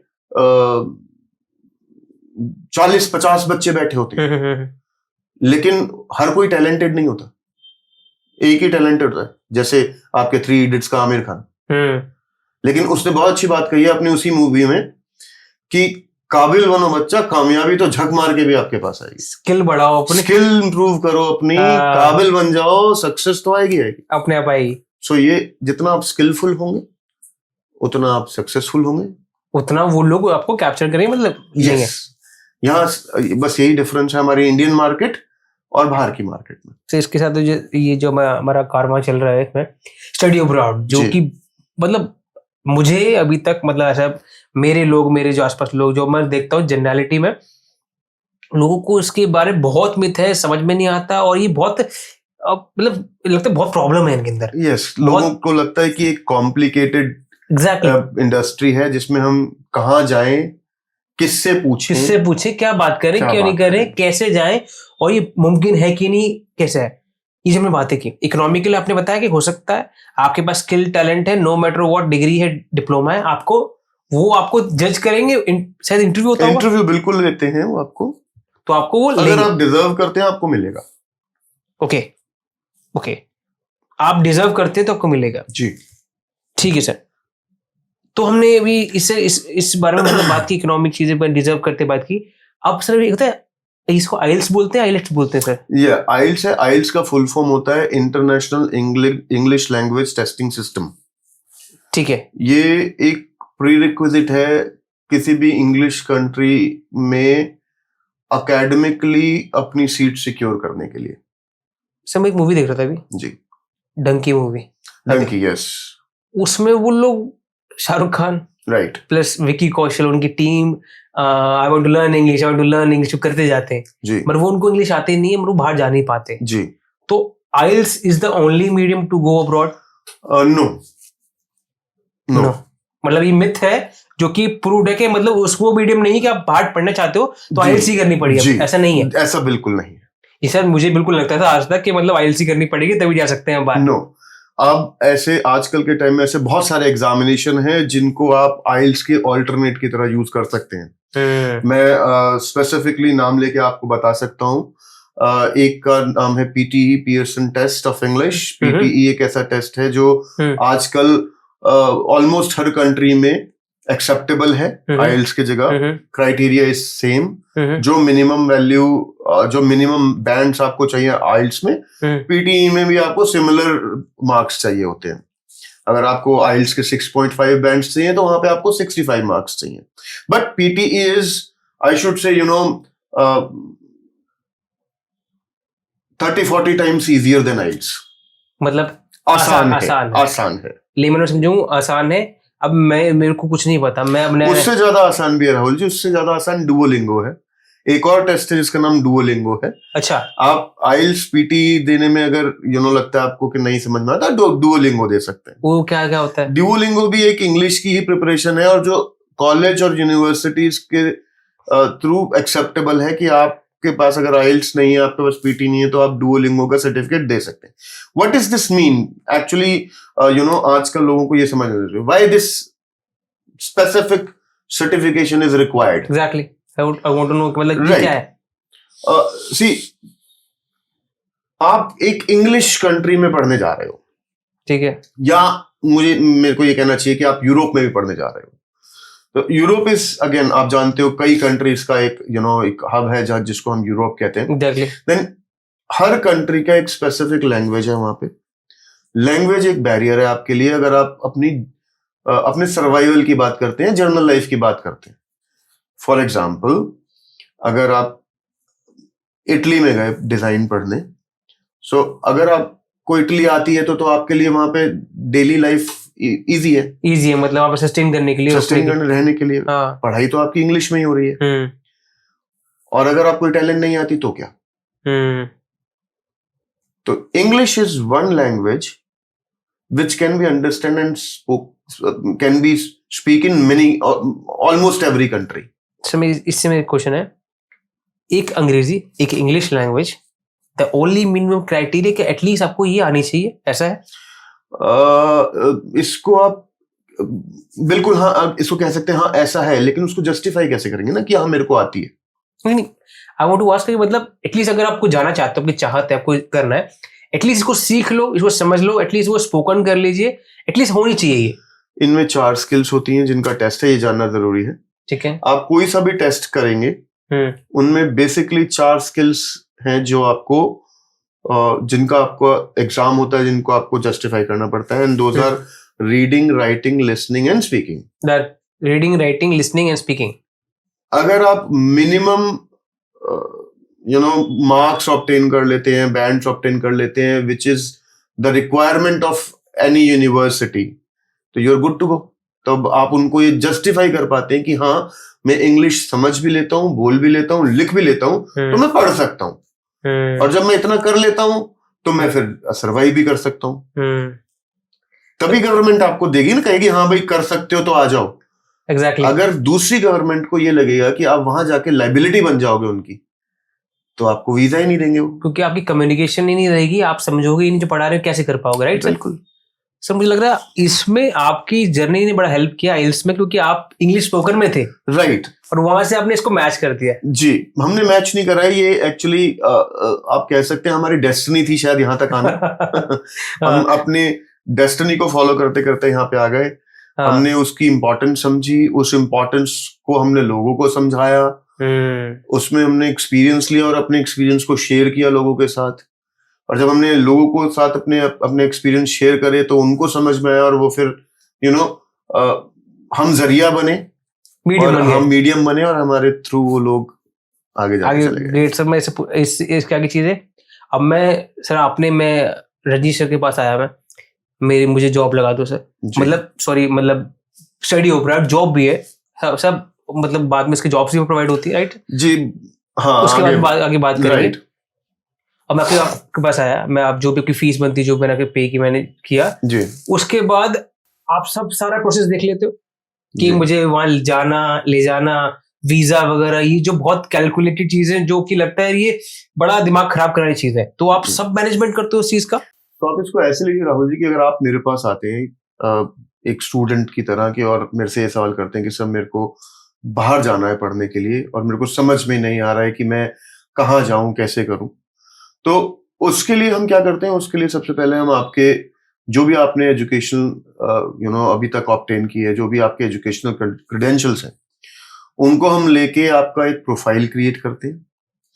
उस प्रोफाइल के अकॉर्डिंगली मेरी पूरी टीम रिसर्च करती है आपके लिए, आपकी उस स्पेसिफिक डिजायर कंट्री में, पूरी कंट्री में, जिस भी कंट्री में आप जाना चाहते हो, कि आपके एजुकेशन क्रेडेंशियल्स के अकॉर्डिंगली कौन कौन से ऐसे कोर्सेज हैं जिनको आप कर सकते हैं, कौन कौन से ऐसे प्रोग्राम हैं जो आपको मिल सकते हैं according to the pocket of yours as well. आपकी इकोनॉमिक कंडीशंस के अकॉर्डिंगली भी हम फिल्टर करते हैं, जिनको आप अफोर्ड कर सकें इजीली, जिसके लिए आप पे कर सकें इजीली। देन हमारा तीसरा फिल्टर ये होता है कि जो आप पढ़ रहे हैं, जिसको हम आपको ऑफर कर रहे हैं, उनकी फ्यूचर में क्या रिक्वायरमेंट है, आपको किस कंटेंट से कितनी जॉब्स अवेलेबल हो जाएगी। ओके, सो इन तीनों पे बेस्ड एक रिसर्च कंप्लीट करके वो सारी की सारी हम शीट आपके हाथ में देते हैं कि now this is your work. आप एक यूनिवर्सिटी हमने फिल्टर करा, आप इन सब कोर्सेज के लिए एलिजिबल हो, आप उनका कंटेंट चेक करो, और जो आपको लगता है आप उसको हमको बताओ। आप आए मेरे पास कि सर मेरे को ये 3 यूनिवर्सिटीज में अप्लाई करना है, देन हम आपका लाइसेंसिंग करते हैं, कंप्लीट हम पेपर वर्क करेंगे, आपका पूरी चीजें, एडमिशन फॉर्म, सब हमारी रिस्पॉन्सिबिलिटी। फॉर एग्जाम्पल, अगर किसी यूनिवर्सिटी की एप्लीकेशन फीस है, बहुत सारी यूनिवर्सिटी होती है, किसी की $50, किसी की 60, वो फीस भी आप पे करेंगे directly to the university. Okay, आप हमको पे नहीं करेंगे। मैं, मेरी कंपनी, मेरा कोई भी टीम मेंबर डायरेक्टली किसी भी फाइनेंस में इन्वॉल्व नहीं होगा। ओके, ये मेरी कंपनी का रूल है, चाहे वो एप्लीकेशन फीस हो या आपकी कोर्स फीस हो। कोर्स फीस भी आप डायरेक्टली यूनिवर्सिटी को या कॉलेज को पे करेंगे। हमारा काम ये रहेगा कि हम आपका पूरा पेपर वर्क करें, आपको डायरेक्ट वो लिंक दे दें जिससे आप पेमेंट कर सकें। हम तब भी आपके साथ हैं अगर आपको कोई परेशानी आती है उसको पे करने में। तो सर इस आपकी पूरी स्टेटमेंट ने मेरे को एज अ स्टूडेंट रिलैक्स कर दी। मैं actually I don't want to go study abroad, मतलब मेरा कोई भी ऐसे विचार नहीं, ना मेरी राय थी, बट इन पर्सपेक्टिव ये जो मेरे अंदर जो बहुत कैलकुलेशन थी, बहुत ऐसे स्ट्रिक्ट था कि ये कैसे होगा, कैसे जा सकते हैं, तो आपने इसको मेरे मूड को हल्का कर दिया। थैंक यू सो मच पहले तो इस कॉम्प्लीमेंट के लिए, लेकिन ये ऐसा क्यों है ये जानना भी जरूरी है। बिल्कुल, क्यों है सर? ऐसा इसलिए है राहुल जी, क्योंकि बहुत सारे लोगों ने इस चीज को एक बिजनेस बना लिया है। मुझे नाम लेने की जरूरत नहीं है, लेकिन जो लोग बाहर पढ़ने जाना चाहते हैं उनको पता है कि ऐसी कौन कौन सी स्टेट्स हैं हमारे इंडिया में जहां पे बहुत गलत काम हो रहे हैं। मैं ये भी कह सकता हूं, मैं इनफैक्ट आपको चाहे तो बहुत स्ट्रांग उसमें प्रूफ्स भी दे सकता हूं कि लोग आजकल पैकेजेस में काम कर रहे हैं।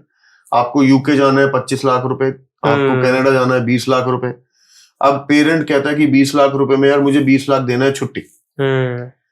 अब उसमें कितना पैसा उसने मतलब उसने कमा लिया, जिसने आपको बीच में, हाँ बीच में जिसने आपको एडवाइस करा, और कितना आपका लगा, कितना आपका गया या कहाँ गया आप नहीं जानते, और इसीलिए लोग बाहर जाके परेशान होते हैं। ट्रांसपेरेंसी बिल्कुल भी, मतलब ट्रांसपेरेंसी नहीं है सर। आपकी एक यूनिक पॉइंट आपका ट्रांसपेरेंसी भी आपकी कंपनी में है। हम 100% ट्रांसपेरेंट होकर काम करते हैं। हमारा काम है आपका एडमिशन कराना, वहां से जो डॉक्यूमेंट रिसीव होता है वो आपके हाथ में लाके देना। This is your offer letter, this is your admission letter, अब आपका ये स्टेप है, अब आपका ये स्टेप है। हम जब तक आप कॉलेज पहुंच नहीं जाते तब तक हम आपके साथ रहते हैं। That is called end-to-end process. That is called end-to-end process. In fact, visa में भी हम आपकी हेल्प करते हैं। क्या बात है सर, मतलब आप तो बिल्कुल हमारे उंगलियां पकड़ के चल रहे हो साथ में। हाँ, यहाँ पे एक्चुअली ये एक आपने जो एक सेंटेंस बोला उंगली पकड़ के चलने वाली बात, यहाँ पे एक ऐड करना चाहूंगा मैं चीज, और मैं आप सब स्टूडेंट्स को ये बताना चाहूंगा कि ये एक प्रोसेस हो गया है जिसको, जैसे अभी राहुल जी ने बोला कि उंगली पकड़ के साथ चल रहे हैं हमारे, ये नेचर में आ गया है उन स्टूडेंट्स के जो बाहर जाना चाहते हैं। वो ये सोचते हैं कि हमने एक कंसल्टेंट हायर कर लिया, वो ये सोचते हैं, आप लोग ये सोचते हो कि अब हमारी ड्यूटी नहीं है, अब ये उनकी ड्यूटी हुई है जिनको हमने हायर कर लिया हमारे एजुकेशन एडमिशन के लिए।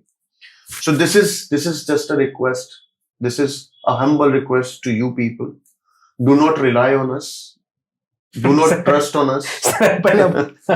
एग्जैक्टली, किसी पे भी ट्रस्ट ना करें, किसी पे भी रिलाई ना करें। आपका जो प्रोसेस चल रहा है उसको जानने का राइट है आपके पास। एग्जैक्टली, पूरा अधिकार है आपके पास कि आप उनसे पूछें क्या चल रहा है, रिसर्च करें, आप क्वेश्चंस क्रिएट करें आप, और उन क्वेश्चंस को बहुत स्ट्रांगली पूछें। ग्रेट। जब आप क्वेश्चंस करेंगे, जब आप पूछेंगे, तब आपको पता चलेगा कि आपका प्रोसेस सही चल रहा है या नहीं चल रहा। और ये मेरी रिक्वेस्ट है, आपके पेरेंट्स का बहुत मेहनत से कमाया हुआ पैसा है जो वो इन्वेस्ट करेंगे आपके ऊपर। ये आपकी रिस्पॉन्सिबिलिटी है कि उसको आप कंप्लीटली उसका रिटर्न आप दे सके अपने पेरेंट्स को सक्सेसफुल होके। तो इसके लिए आपका अवेयर होना बहुत जरूरी है, आपकी रिसर्च बहुत जरूरी है। Please do not rely on any of the agent, do not trust any of the statement. If there is any statement, I should say cross check twice. Okay, मतलब ऐसे ही अंधे होके, मतलब उस पर आंखें बंद करके विश्वास नहीं विश्वास ना करें। चले पूछे, जाने पहचाने, सब कुछ देखे, उसके बाद विश्वास करें। देखिए, मैं यहाँ पे एक आपको आउट ऑफ द वे एक जाके एक बात कह सकता हूं। मेरे पास ऐसी फैमिलीज हैं, क्योंकि हमको कभी आज तक किसी पब्लिसिटी की जरूरत नहीं पड़ी। हमारे पास हमारा इतना अच्छा वर्ड ऑफ माउथ है कि हमारे पास रेफरेंस से चीजें आती हैं। सर, इसी साथ में इसी रेफरेंस पर आना चाहता था जी। फर्स्ट ऑफ ऑल, आपने एक स्टूडेंट को रिलैक्स कर दिया है, क्योंकि मेरे माइंड में 50 चीज होती है, मुझे कॉलेज नहीं पता, मुझे नहीं पता किस मेरी पॉकेट के हिसाब से मैं किस में जाऊं। आपने उसकी रिसर्च की, आपने एंड टू एंड उस पर काम किया, you have taken the all credentials of mind, उस पर काम किया। आपने मुझे फिल्टर करके जी निकाल के दे दिया, चलो ये पॉइंट्स है, इसमें आप कर लो, आपके अनुसार ये चीजें बन रही है। आपने मुझे रिलैक्स कर दिया, अरे वाह यार, तो सही मिल गया इसमें। तो मैंने इसमें चुना, मैंने इसमें से देखा और आपसे बात की, देन यू हेल्प मी कि जी आगे बढ़ना है, ऐसे करना है जी। तो इस प्रोसेस में जब आप उनके साथ इतने प्यार से, प्रेम से और लास्ट तक चलते जा रहे हो, जो आपने बात की रेफरेंस की, तो ऑटोमेटिकली मुझे लगता है सर वो आपका वर्ड ऑफ माउथ चलेगा ही चलेगा। राइट। तो यहाँ पे क्या होता है राहुल जी, यहाँ पे ये होता है कि आपकी फैमिली का एक बच्चा बाहर पढ़ रहा है हमारे थ्रू, ठीक है। अब आपको ये पता है कि मेरा एक बच्चा तो चला गया, सब कुछ ठीक रहा, तो दूसरा बच्चा भी ठीक ही जाएगा, रजनीश जी उसको भी भेज देंगे सही तरीके। बिल्कुल बिल्कुल। वहां आप रिलैक्स हो जाते हो। वहां आप कहते हो कि नहीं, मेरा एक बच्चा प्रोसेस बिल्कुल ठीक, दूसरा बच्चा भी बिल्कुल ठीक जाएगा क्योंकि रजनीश जी कर रहे हैं। बट यहाँ पे इंपॉर्टेंट क्या है? इंपॉर्टेंट ये है कि हमेशा हर कंट्री के इमिग्रेशन लॉज या बॉर्डर लॉज सेम नहीं होते। ओके, डिफरेंस भी आता है, Okay. चेंज भी आता है। सो आप मेरे से सवाल करें कि जी पहले तो ऐसा नहीं था, अब क्यों ऐसा कह रहे हो, तो बेटर आप रिसर्च तो कर लो, आपको पता तो चले कि क्या क्या चेंज आ चुके हैं। आपका बच्चा 2 साल पहले हमने भेजा था पढ़ने के लिए, अब कनाडा रोज के हिसाब से अपने लॉज चेंज कर रहा है। बड़ी छोटी सी बात है, हर बच्चा जानता होगा, कनाडा ने पैंडेमिक में अपने आप को रिस्ट्रिक्ट करा, रिजेक्ट करने लगा, यूके उनको लेने लगा। ओके, उन्होंने कनाडा ने रिजेक्ट किया, यूके लेने लगे। जो रिजेक्टेड केस थे, यूके उनको एक्सेप्ट कर रहा था। ठीक है। और ये एक बहुत बड़ी चीज है इस चीज को समझना कि हर कंट्री के लिए उनकी इकोनॉमी को बूस्ट करने के लिए बहुत इंपॉर्टेंट होता है एजुकेशन सेक्टर। ओके, कनाडा की इकोनॉमी का बहुत बड़ा पार्ट है उनका एजुकेशन सेक्टर। ग्लोब का जितना भी पहला इंटरनेशनल स्टूडेंट होता है वो कनाडा को लिस्ट में रखता है अपनी। मैं बिल्कुल सुना सर, कनाडा जाना है, मेरे फ्रेंड्स कनाडा में अभी। Right, so in UK, Australia, New Zealand, Canada, these are main popular countries, destinations जहां पे लोग जाना चाहते हैं। उनकी इकोनॉमी का बहुत बड़ा हिस्सा है उनका इंटरनेशनल एजुकेशन सिस्टम या इंटरनेशनल स्टूडेंट। सो वो अपने लॉज दूसरी कंट्रीज के अकॉर्डिंगली चेंज करते रहते हैं। ओके, हमारी ड्यूटी ये होती है कि हम उन लॉज, जितने भी लॉ चेंज हुए उनको हम अच्छी तरह स्टडी करें और उसके अकॉर्डिंगली बच्चे को सही गाइड कर सकें। फॉर एग्जाम्पल, बहुत सिंपल सा एग्जाम्पल है ये,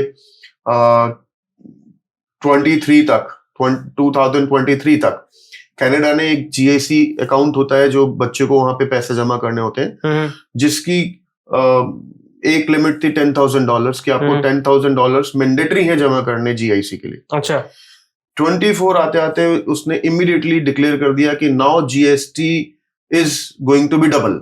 जीएससी जो बोल रहे हो, sorry GIC, GIC guaranteed investment certificate होता है। अच्छा, अकाउंट होता है जैसे हमारा बैंक अकाउंट होता है, ऐसे बैंक अकाउंट होता है कनाडा का।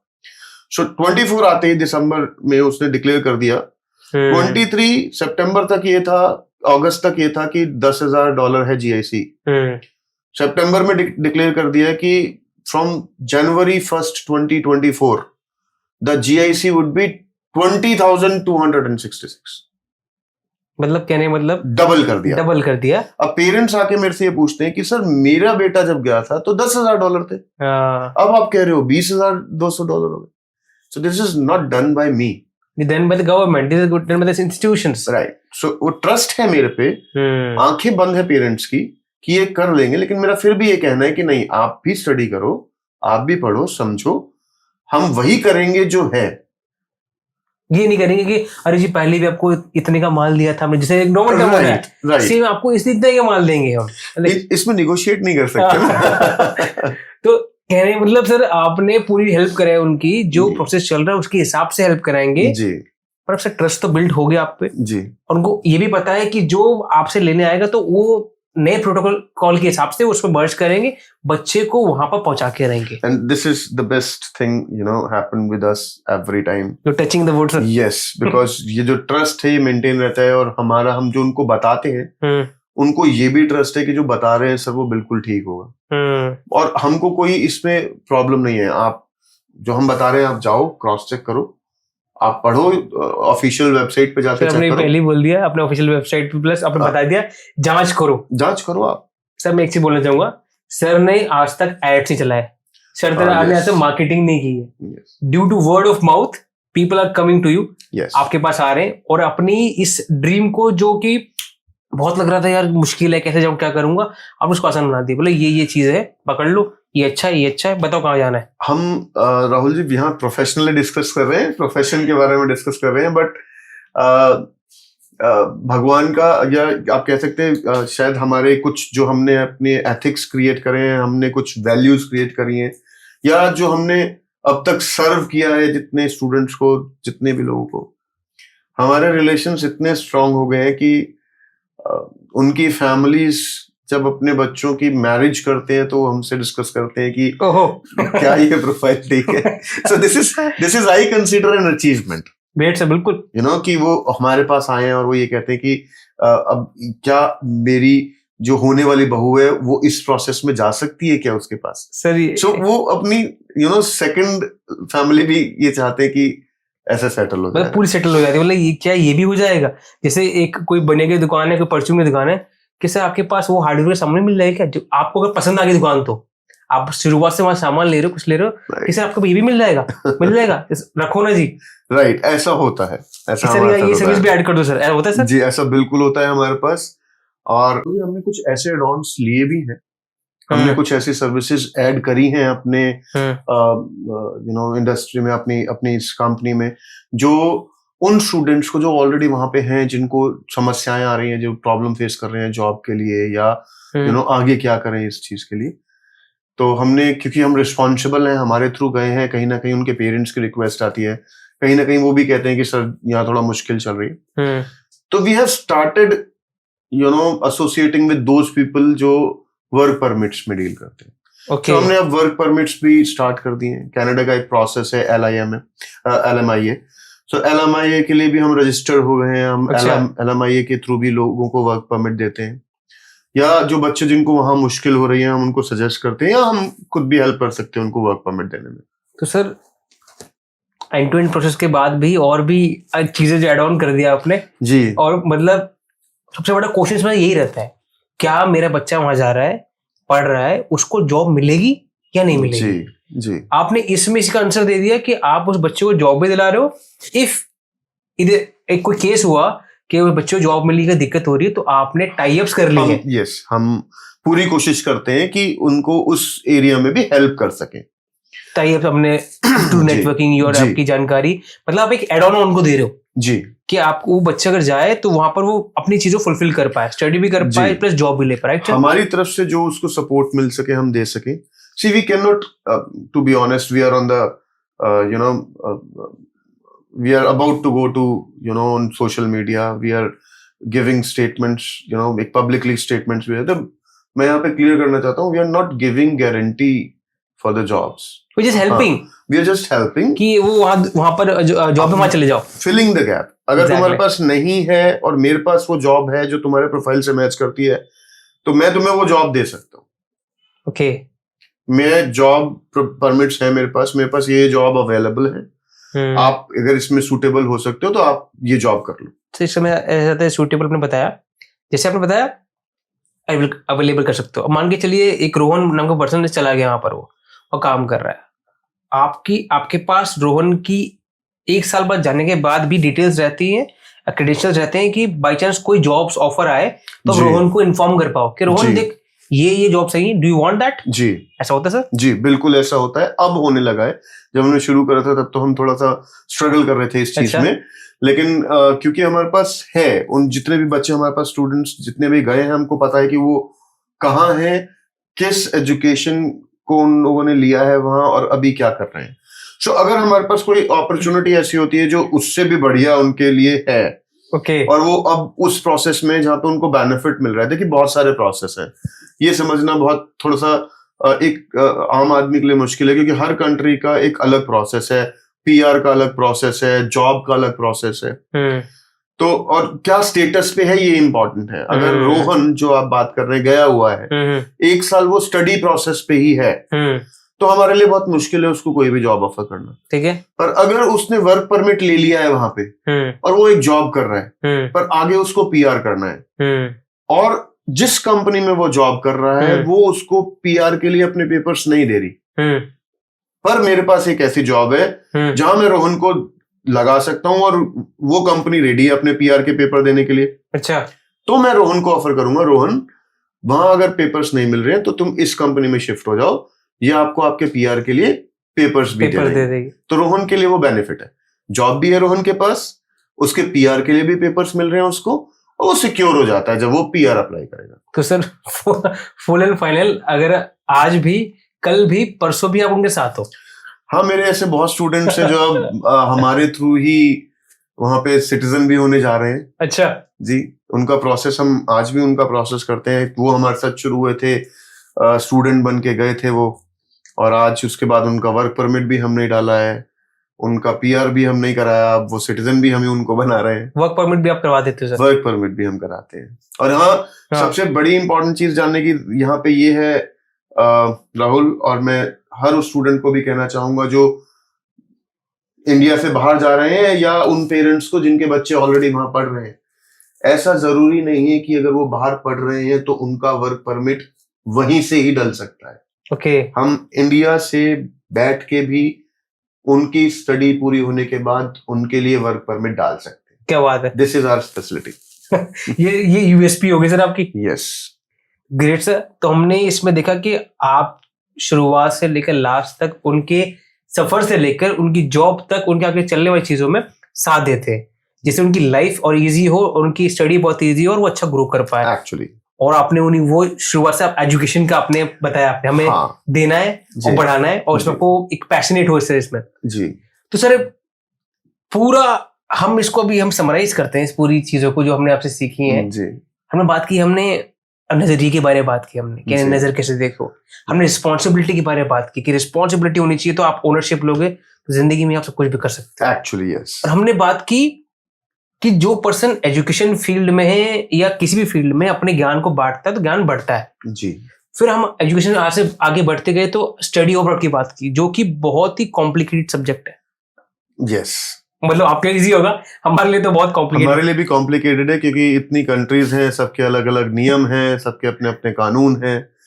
हर बच्चे का ये मानना होता है कि सर मैं कनाडा में 2 साल की मास्टर्स है, यूके में 1 साल की मास्टर्स क्यों है, आयरलैंड ये क्यों दे रहा है, जर्मनी में एजुकेशन फ्री कैसे है। तो ये सब हमारे लिए भी थोड़ा सा कॉम्प्लिकेटेड है, हर चीज को याद रखना। लेकिन हम कोशिश करते हैं कि हर उस सवाल का हर वो सच जवाब दे सकें जो एक स्टूडेंट के लिए या एक पेरेंट के लिए जानना जरूरी है। Great sir. मतलब आपके पास कोई नो वेज पर्सन, लास्ट में मैं ये चीज बताना चाहूंगा, कोई पर्सन आ सकता है जो पढ़ना चाहता है, एक मिनिमम क्राइटेरिया आपके पास आने के लिए जी। जो पढ़ना चाहता है, जो बाहर जाना चाहता है, डोंट थिंक कि क्या होगा क्या नहीं होगा, शायद मेरी एलिजिबिलिटी नहीं है, शायद मुझे बोलना नहीं आता, शायद मेरा ये खराब है, शायद मेरा मार्क्स खराब है, या मेरा डिप्लोमा डिग्री नहीं है। राइट। आपके पास आए, जस्ट टॉक, बात करे, simple, that is the criteria. Right. तो कोई डर रहा है, कोई सोच रहा है कि झिझक रख रहा है कि अब मैं कैसे बात करूं, मेरे से क्या होगा क्या नहीं होगा, क्या सवाल पूछेंगे, वो जो एजेंसी आपकी जो कंपनी है वो क्या पूछेगी, there is no criteria, there is no. आप, मैं सिर्फ इतनी सी बात कहना चाहता हूं कि आप आके सिर्फ सलाह लीजिए। सलाह अच्छी लगे तो रख लीजिए, नहीं लगे तो जाके कोई बात नहीं तो कोई बात नहीं। हाँ, यहाँ पे राहुल जी एक इम्पॉर्टेंट चीज मैं ऐड करना चाहता हूँ, और वो ये, हमारी इस इंडस्ट्री में, फॉरेन एजुकेशन की इंडस्ट्री में, आजकल कुछ ऐसे एजेंट्स हैं या कुछ ऐसे लोग हैं जो इस इंडस्ट्री के नाम पे आपके साथ बहुत गलत करते हैं, आपको सही राय नहीं दे सकते क्योंकि शायद उनके पास वो ज्ञान या वो नॉलेज है ही नहीं। तो उस वजह से चीट मत होइए, आपने पहले बताया, अपनी रिसर्च कीजिए, अपनी चीजें कीजिए, किसी के धोखे में आके बाद में ये ब्लेम मत कीजिए कि उन्होंने हमको सही गाइड नहीं किया। सर ने पहले ही इस क्लैरिटी दे दी है कि किसी के धोखे में आके, मतलब उसके मतलब बिना रिसर्च किए मत जाइए मत। और आराम से आइए, पूछिए सर से, बिल्कुल आराम से कुछ चीजें मिलेगी, कंसल्टेशन मिलेगी। ट्रू। तो और उसके लिए कोई चार्ज नहीं लेता विजन लॉन्चर। आप विजन लॉन्चर से ईमेल पे, फोन पे, किसी भी तरीके से कंसल्ट कर सकते हैं, जिसके कोई चार्जेस नहीं है। Great sir. तो सर इतनी सारी चीजों के बाद अब मुझे आखिर में चीज पूछनी है, और जैसे मुझे लगता है ये वास्ट टॉपिक है जिसकी 1 घंटे में या 1.5 घंटे में वीडियो नहीं बन सकती, या मतलब नॉलेज नहीं सकते, हमें लगता है पूरा दिन लगेगा सही समझने में जी। और इस वास्ट टॉपिक के साथ एक चीज पूछते हैं आपसे कि इस विजन आपने बताया जी, नहीं, आपने आपकी कंपनी का विजन लॉन्चर जी। अब इस विजन लॉन्चर का भविष्य में विजन क्या है, आपका विजन क्या है, इस विजन लॉन्चर को कहाँ लेके जाओगे जी, कैसे लेके जाओगे और क्या करने वाले हो आप जी? When we started Vision Launcher, we specifically took this name vision launcher की बैकग्राउंड की स्टोरी भी यही है कि हम दूसरों का जो विजन है उनको लॉन्च कर सके। तो हमारा एक टैगलाइन है विजन लॉन्चर का, द लॉन्च पैड। जी, so we are the launch pads. My team is work for those people who has a big vision. हम उसको लॉन्च करते हैं, वी आर द लॉन्चर्स। अच्छा। सो विजन लॉन्चर का vision भी यही है कि वो जितने भी ऐसे एस्पायरिंग स्टूडेंट्स हैं, मोटिवेटेड पेरेंट्स हैं, जो कर सकते हैं और जो करना चाहते हैं, उनकी एंड टू एंड मदद कर सके, उनको वहां पहुंचा सके, उनको वहां तक ले जा सके अपने अनुभव, अपने एक्सपीरियंस, अपनी जानकारी के थ्रू, जो और जहां तक वो जाना चाहते हैं। ओके। विजन लॉन्चर मेरी कंपनी केवल एक कंपनी नहीं है, मेरे लिए एक बहुत बड़ी ऐसी सपोर्ट सिस्टम भी है जिसके थ्रू मैं उन लोगों को भी सपोर्ट करता हूं जो करना चाहते हैं पर कर नहीं पाते। हमारी एक एनजीओ भी है जिसका नाम है संभव। ओके। संभव के साथ विजन लॉन्चर का मोटिव यही है, या विजन यही है विजन लॉन्चर का, कि उस एनजीओ के थ्रू उन बच्चों को भी मदद कर सके जो इकोनॉमिकली वीकर हैं। ओके। जिनको पढ़ाई में बहुत अच्छे हैं लेकिन पैसे से मदद नहीं है। चाहे हमको उनको गवर्नमेंटल सपोर्ट देनी पड़े, चाहे हमको उनको स्पॉन्सरशिप सपोर्ट देनी पड़े, या फिर हम उनको किसी ना किसी तरीके, चाहे इंडिया में या बाहर, मदद कर सकें ग्रो करने में, वो बनने में जो वो बनना चाहते हैं, और उनका भविष्य बनाने में, क्योंकि जो वो हैं वही हम हैं। अगर वो भविष्य हैं तो वो हमारा भी भविष्य है और वो हमारे हिंदुस्तान का भी भविष्य है। Okay. तो विजन लॉन्चर का विजन है कि वो उनके भविष्य के साथ साथ अपने देश के भविष्य को भी अच्छी तरफ ले जा सके। ग्रेट सर, क्या बात है। तो हमने सब चीजें देखी, सीखी, लाइफ स्किल सीखी, मेंटल स्किल सीखी, रिस्पॉन्सिबिलिटी सीखी, प्लस आपके विजन लॉन्चर के साथ विजन देखा हमने कि जो लोगों को बाहर पढ़ना है, समझना है, अपने आप को ग्रो करना है, कैसे जा सकते हैं। तो सर इसी के साथ एक लास्ट सूत्र, एक लास्ट कोई चीज अपने हमारे जो कैंडिडेट्स, जो स्टूडेंट्स सुन रहे हैं, उनको एक लाइफ स्किल, एक मेजर चीज रिस्पॉन्सिबिलिटी के साथ क्या आप देना चाहते हो? कोई स्किल कि जिंदगी में आप ये रखो, जिंदगी अच्छी हो जाएगी, इस कुछ इस की तरह। जी, ये मैं हर उस स्टूडेंट से जो चाहे इंडिया में पढ़ना चाहे, चाहे बाहर पढ़ना चाहे, उनको एक सलाह देना चाहता हूं कि अपने आप को रोको मत। जितना एक्सप्लोर कर सको उतना एक्सप्लोर करो। जो हो गया वो हो गया, उसको आप बदल नहीं सकते, लेकिन जो हो गया उसके रिजल्ट को लेके अपना फ्यूचर प्रेडिक्ट मत करो। ओके। रिस्क लो, एक स्टेप आगे बढ़ो, वो हर चीज करने की कोशिश करो जो आप कर सकते हो। रोको मत, जाओ एक्सप्लोर करो।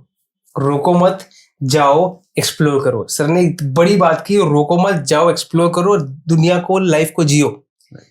ये कुछ कुछ पॉइंट्स हमारे वीडियो से आए, कुछ चीजें आई जो अपनी लाइफ में आप समझ के, नॉट समझ के, इम्प्लीमेंट करके अपनी लाइफ को आप ट्रांसफॉर्म कर सकते हो, लाइफ को बदल सकते हो।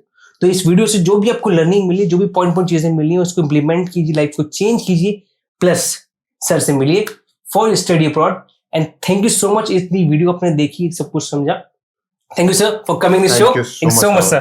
Thank you so much. Okay, thank you.